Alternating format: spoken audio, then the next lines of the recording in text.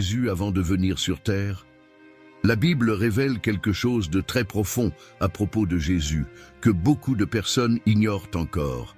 Bien avant de naître comme homme dans ce monde, Jésus existait déjà dans une gloire éternelle.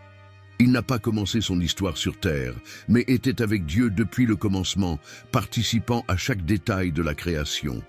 La Bible révèle qu'il portait un nom céleste, un titre qui non seulement soulignait son identité divine, mais aussi sa mission rédemptrice. Ce nom porte le poids de son autorité et reflète son essence glorieuse. Cette vérité remet en question la vision commune de Jésus, montrant qu'il n'est pas simplement une partie de l'histoire, mais bien l'auteur de celle-ci. Il est celui qui était présent avant le temps et qui sera là à la fin de toutes choses. En découvrant ce nom, nous comprenons plus profondément sa majesté et la grandeur du plan de Dieu pour l'humanité. Restez avec moi jusqu'à la fin de ce message, car connaître la profondeur du nom de Jésus est l'une des choses les plus importantes pour votre vie. L'existence éternelle de Jésus, depuis les débuts, avant qu'il n'y ait un commencement pour l'humanité, Jésus existait déjà. Il n'a pas été créé à Bethléem. Cette naissance n'était que la manifestation visible d'une réalité éternelle. Jésus a toujours été intégré au plan de Dieu. Dans sa prière, il a dit « Et maintenant, Père, glorifie-moi auprès de toi-même, de la gloire que j'avais auprès de toi avant que le monde fût. » Jean 17, 5. Cette déclaration de Jésus n'est pas seulement profonde, elle est révélatrice. Elle montre qu'il n'était pas un plan d'urgence pour sauver l'humanité, mais qu'il a toujours été au centre de l'histoire de la rédemption. L'éternité de Jésus est une vérité qui transforme notre foi. Savoir que Jésus était présent dès le commencement réaffirme qu'il connaît chaque détail de notre existence. Il n'est pas seulement un sauveur temporel, il est le Dieu éternel qui nous aime depuis avant la fondation du monde. Éphésiens 1:4 déclare que nous avons été choisis avant la fondation du monde. Cela n'est possible que parce que Jésus, l'auteur de la vie, était là pour nous connaître et nous appeler par notre nom. Le même Jésus qui a marché sur les eaux, calmé les tempêtes et vaincu la mort, est celui qui soutient l'univers aujourd'hui encore. S'il est éternel, il est aussi constant, immuable, et cela signifie que vous pouvez lui faire confiance en toutes choses. Il sait ce dont vous avez besoin avant même que vous ne le demandiez. Alors, si aujourd'hui vous faites face à des incertitudes, rappelez-vous que Jésus, l'Éternel, connaît déjà votre lendemain et soutient votre vie dans ses mains. Avant de venir sur terre, Jésus est appelé le Verbe. L'évangile de Jean commence par une déclaration puissante. Au commencement était le Verbe, et le Verbe était avec Dieu, et le Verbe était Dieu. Ce mot « verbe » ou « logos » porte une signification profonde. Il ne s'agit pas seulement d'une parole prononcée, mais du dessein éternel de Dieu lui-même. Jésus est le Verbe parce qu'il révèle, de manière complète et parfaite, le caractère, la volonté et la gloire de Dieu à l'humanité. Tout ce que nous avons besoin de savoir sur Dieu est encapsulé en Jésus. Quand Jean décrit Jésus comme le Verbe, il nous connecte au plan divin qui transcende le temps. Jésus ne se contente pas d'apporter le message de Dieu, il est le message lui-même. Colossiens 1,15 nous dit que Jésus est l'image du Dieu invisible, révélant qui est Dieu dans son essence. Il est celui qui rend accessible ce qui auparavant était inaccessible. À travers Jésus, le Verbe, nous pouvons comprendre l'amour, la justice et la miséricorde de Dieu de manière tangible et personnelle. Le concept de Jésus comme le Verbe implique également l'autorité. Dans la Genèse, Dieu a créé toutes choses par la parole. Dieu dit que la lumière soit et la lumière fut.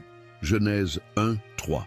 Maintenant, dans Jean, nous voyons que Jésus est cette parole créatrice et soutenante de toutes choses. Hébreux 1:3 déclare qu'il soutient toutes choses par la parole de sa puissance.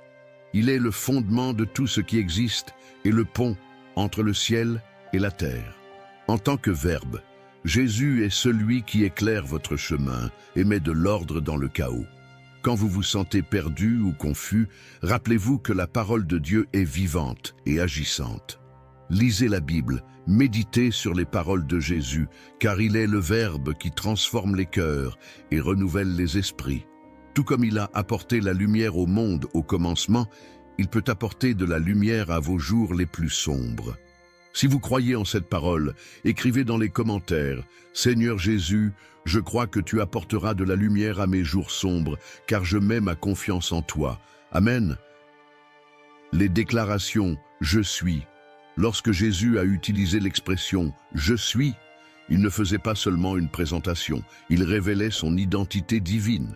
Dans Jean 8, 58, il a déclaré « Avant qu'Abraham fût, je suis ». Cette phrase n'est pas ordinaire, elle est une connexion directe avec le nom que Dieu a révélé à Moïse dans le buisson ardent. « Je suis celui qui suis ». Exode 3, 14. En employant cette expression, Jésus affirmait qu'il est le Dieu éternel et immuable, celui qui a toujours existé et qui existera toujours. Les réactions à ces déclarations furent intenses. Les pharisiens, en entendant Jésus, comprirent parfaitement le poids de ses paroles. Ils tentèrent de le lapider, l'accusant de blasphème, car il se plaçait au même niveau que Dieu. Mais Jésus ne recula pas. Il savait qui il était et pourquoi il était venu. Ces paroles n'étaient pas seulement des affirmations théologiques, elles étaient des invitations à la foi. Il disait « Je suis le pain de vie, je suis la lumière du monde, je suis le bon berger ».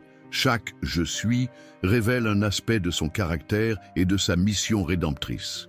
Ces déclarations montrent que Jésus n'est pas limité par le temps, l'espace ou les circonstances.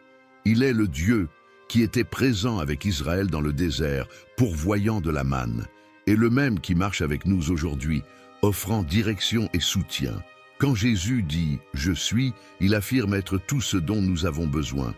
Que ce soit comme lumière dans l'obscurité, pain pour notre faim ou berger pour notre marche, il se présente comme la solution à nos besoins les plus profonds. Si vous ressentez un vide dans votre vie, souvenez-vous que Jésus a dit « Je suis le chemin, la vérité et la vie ». Jean 14, 6. Il est celui qui peut combler le vide que personne d'autre ne peut remplir. De la même manière qu'il était la réponse pour ceux qui le cherchaient il y a 2000 ans, il reste encore la réponse pour vous aujourd'hui. Confiez vos doutes et vos peurs à lui, car Jésus n'a pas seulement ce dont vous avez besoin, il est ce dont vous avez besoin. Les apparitions comme l'ange de l'Éternel. Depuis les temps de l'Ancien Testament, il existe des récits d'apparitions extraordinaires de l'ange de l'Éternel, que de nombreux érudits comprennent comme des manifestations de Jésus avant son incarnation. L'un des exemples les plus marquants est celui du buisson ardent, où Moïse a vu l'ange de l'Éternel dans le feu qui ne consumait pas l'arbuste. Là, Dieu s'est présenté comme « Je suis », reliant cette apparition à l'identité éternelle que Jésus a révélée lors de ses jours sur terre. Un autre épisode impressionnant se trouve dans le livre de Daniel, lorsque 3 jeunes Hébreux furent jetés dans la fournaise ardente pour ne pas avoir adoré la statue d'or de Nabuchodonosor. Le roi fut stupéfait en voyant un 4e homme dans le feu, semblable à un fils des dieux. Daniel 3, 25. Ce 4e homme protégea les jeunes des flammes, offrant un aperçu de la protection divine que Jésus accorde à ses disciples. Ces manifestations pointent vers un sauveur présent au milieu de nos épreuves.